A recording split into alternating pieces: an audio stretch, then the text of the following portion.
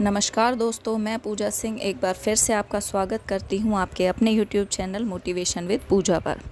आज की कहानी में हम देखेंगे कि किस तरह से एक लड़की ने अपनी समझदारी और अपनी चतुराई से अपने पिताजी का सारा कर्ज माफ़ करवा दिया। तो आइए चलते हैं अपनी कहानी की ओर। एक बार एक नगर में एक बहुत गरीब आदमी रहता था। उसके पास अपने परिवार को खाना खिलाने तक के पैसे नहीं थे।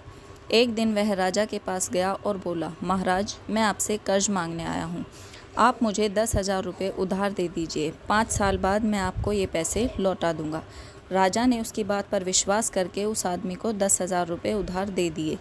5 साल बीत जाने पर जब उस आदमी ने राजा के पैसे नहीं लौटाए, तब राजा को मजबूर होकर उस आदमी के घर जाना पड़ा, लेकिन वहाँ पर उसे कोई नहीं मिला।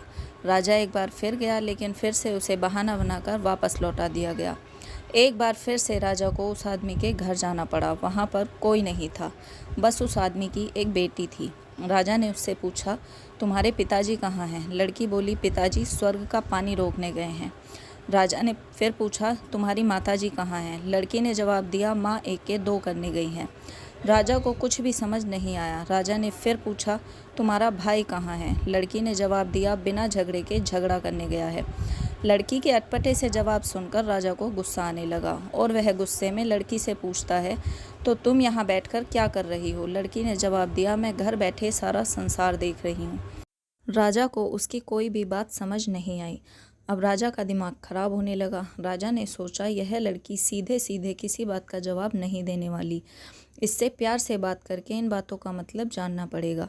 राजा ने चेहरे पर मुस्कान लाकर पूछा, बेटी, मैंने तुमसे जो सवाल पूछे और तुमने उनके जो जवाब दिए, मुझे उनमें से किसी का भी मतलब समझ नहीं आया। कृपया कर मुझे उनका मतलब समझाओ। लड़की बोली, मैं आपको सारी बातों का मतलब समझा दूंगी, पर बदले में मुझे क्या मिलेगा? अब क्योंकि राजा को सारी बातों का मतलब जानना था, तो उसने थोड़ी देर सोचा और बोला, अगर तुम मुझे सारी बातों का मतलब समझा देती हो तो मैं तुम्हारे पिताजी का सारा कर्ज माफ़ कर दूंगा। लड़की बोली, ठीक है, मैं आपको सारी बातों का मतलब समझा दूंगी, लेकिन आपको कल आना पड़ेगा। यह सुनकर राजा महल को लौट गया। अगले दिन फिर राजा उस आदमी के घर पहुंच गए। आज वहां सब लोग मौजूद थे, वह आदमी, उसकी पत्नी, उसका बेटा और उसकी बेटी। राजा को देखते ही लड़की बोली, महाराज, आपको अपना वचन याद है ना? राजा ने कहा, हाँ, मुझे याद है। अगर तुम मुझे सारी बातों का अर्थ समझा दो तो मैं तुम्हारे पिताजी का सारा कर्ज माफ़ कर दूंगा। लड़की बोली, पहली बात का मतलब है कि वर्षा हो रही थी और हमारी छत से पानी टपक रहा था, अतः उसे रोकने के लिए पिताजी छत पर काम कर रहे थे, और हम लोग यही मानते हैं कि आसमान में स्वर्ग है, और क्योंकि वर्षा आसमान से होती है, इसलिए मैंने बोला कि पिताजी स्वर्ग का पानी रोक रहे हैं। दूसरी बात जो मैंने बोली कि माँ एक के दो करने गई है, उस समय मेरी माँ दाल पीस रही थी, और जब साबुत दाल को पीसा जाता है तो वह एक दाने का दो भागों में टूट जाती है। तीसरी बात मैंने बोली कि भाई बिना झगड़े के झगड़ा करने गया है।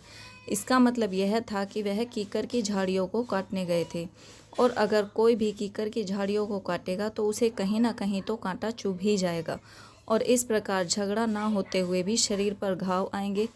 बस तीसरी बात का यही मतलब था। राजा उसकी बातों से सहमत था और मन ही मन उसकी चतुराई की प्रशंसा कर रहा था। अब लड़की बोली, चौथी और अंतिम बात जो मैंने बोली कि मैं घर बैठे सारा संसार देख रही थी, इसका अर्थ यह है कि मैं उस समय चावल पका रही थी, और उस पतीली में से एक चावल निकालकर मैं यह जांच रही थी कि चावल पके हैं या नहीं। अतः एक चावल से ही मैं चावलों के पूरे संसार को जांच लेती कि वे पके हैं या नहीं। यह कहकर लड़की चुप हो गई।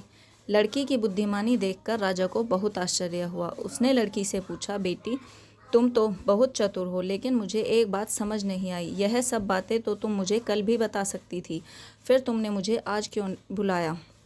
लड़की मुस्कुराते हुए बोली, महाराज, जैसा मैं आपको बता चुकी हूँ कि कल जब आप आए थे उस समय मैं चावल पका रही थी, तो अगर मैं आपको सारी बातों का अर्थ समझाती तो मेरे सारे चावल जल जाते और फिर मुझे माँ से डांट खानी पड़ती, और फिर उस समय घर पर कोई नहीं था। अगर मैं सबको बताती कि राजा ने हमारा सारा कर्ज माफ़ कर दिया है तो ये सब मेरी बातों पर विश्वास नहीं करते। लड़की की बातें सुनकर राजा बहुत प्रसन्न हुए और अपने गले में से एक बेशकीमती मोतियों की माला निकालकर लड़की को दी और कहा, ये लो तुम्हारी समझदारी का इनाम। तुम्हारे पिताजी का सारा कर्ज तो मैं पहले ही माफ़ कर चुका हूँ। अब तुम्हें बार बार उसके लिए बहाने नहीं बनाने पड़ेंगे। इसके साथ ही अगर भविष्य में कभी भी तुम्हें किसी भी तरह की मदद की आवश्यकता हो तो बेझिझक मुझसे मिल लेना। यह कहकर राजा वापस अपने महल को लौट गए और लड़की के परिवार वालों ने खुशी से उसे गले लगा लिया। अगर आपको वीडियो अच्छी लगी हो तो वीडियो को लाइक करें, अपने दोस्तों के साथ शेयर करें। अगर चैनल पर नए हैं तो चैनल को सब्सक्राइब करें और अपने सुझाव कमेंट बॉक्स में हमारे साथ शेयर करें। Thanks for watching.